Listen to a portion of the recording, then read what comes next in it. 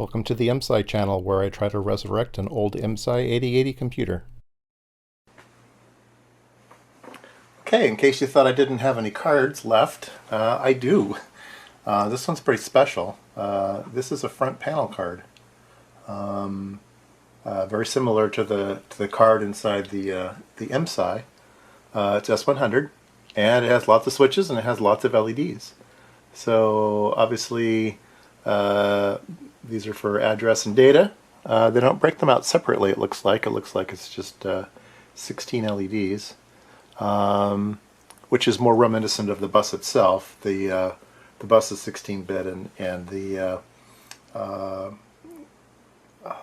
bus is used, the lower bytes of the bus is used for both data, lower address lines, and ports. It does have a connector here on the side, so I'm assuming this is the little ribbon cable that goes off to the CPU card. And I can't find a maker's mark on this. My guess, though, is it might be byte. It just kind of has that feel of the byte boards that I have. It does have some nice paddle switches, which I haven't seen before. The big ones that the IMSAI are hard to get. I don't know if these are hard to get or not. They look like they're regular CK switches, but they have the nice little paddles on them. Certainly smaller than the IMSAI. And then some momentary switches. Flip it around. It doesn't look like it has any bodge wires in the back, so I'm assuming that looks like this board was at one time functional. Alright, I'm going to see if I can't find some more information about this board. See if I can find a schematic for it. Alright, and if you thought that was interesting, you'll like the next one. Let's see, swap cards here. Yes, that's right. There's another one. I don't know where I found these, but I obviously... Oh, I'm off the screen here. Let me lower you down. I don't know if you got to see the whole thing. All right. So it's the same board. This one looks like it may have been populated by me. I'm not sure. I believe this little section I built up, it actually has the functionality of the switches. These are the high address. These are the these are the high address, the middle ones. The top one is the low address and data. So the low address and data use those two. And the middle one is the high address, and just like the IMSAI, this is an input port, so probably FF. And then there are a bunch of switches at the bottom. Looks like display, select, stop, run, clock reset, protect, unprotect, step, compare. I can't read it. Deposit.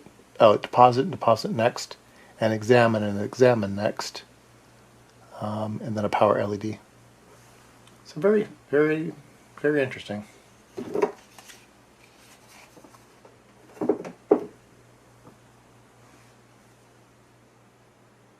All right, let's see if we can't find a schematic for this thing.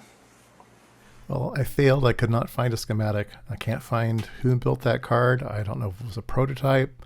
Can't find anything about it. Maybe it's worth $1 million. Who knows?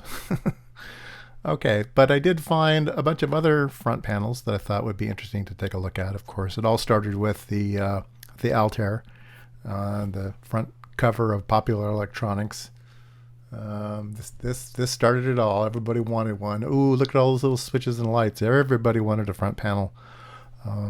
So they kind of commercialized this into the Altair 8800, the first really commercially available computer, the one that Bill Gates wrote Microsoft for Microsoft Basic 4.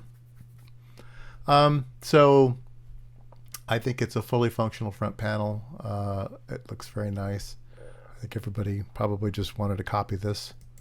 And IMSAI, of course, copied the Altair into a more business, more rugged design. I didn't know it, but I found that the front panel design was actually, the older versions were actually two boards. There was one small board that did the control functions, and then the larger board with the LEDs on it was a separate board. Now, maybe this was actually a second revision because it looks like the LEDs have driver chips on them. So much like the drivers that I put into mine, the buffer the lines, maybe Altair decided, IMSAI decided the original design wasn't very good and they needed to go to a buffered design. And by separating the two cards, they may have reduced the cost as well. That's an awful big board. That's interesting. Clever. There's other front panels. There was an InterSystems machine that looked a lot like a PDP-8 Deck 11 type thing, and it had the deck switches on it. There's some more modern cards, believe it or not. People are still interested in S100 and are resurrecting some of the old designs or making new designs. This looks like it's probably a new design for a front panel. Lots of little switches. Looks pretty nice. Here's a very old one. I'm not sure what this is out of. Oh, I know what this is out of. This is the card that is behind the Altair 8800. So this is what's behind the front panel there. Get to see the PC board for it. So obviously it was a very large board.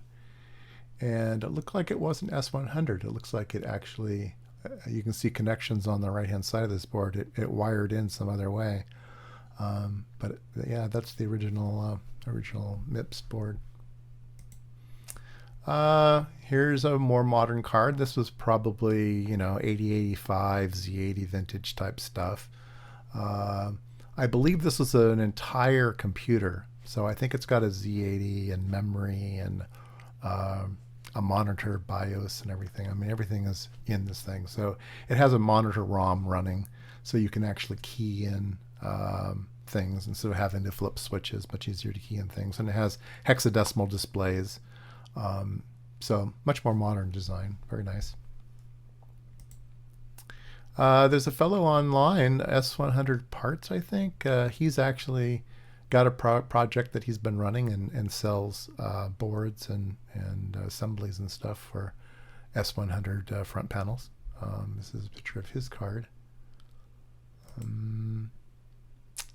Here's another card. This one, again, looks like it's just for a monitor ROM. I don't see any switches that allows you to enter data, but a lot of the systems just would allow you to have breakpoints and stuff, and then you could examine memory locations, step forward and backwards in memory, but not be able to alter anything, I don't think. So again, the nice little hexadecimal displays of the 1980s. Here's another one. I think this is looks like the same design. And I had never seen this one before. Obviously, cheaper switches than the ones that were used, like the CK switches on the IMSAI. These are just little slide switches, so it'll reduce the cost of it. So you can go online and find schematics for some of these boards, but not the ones that I have. So lots out there, though.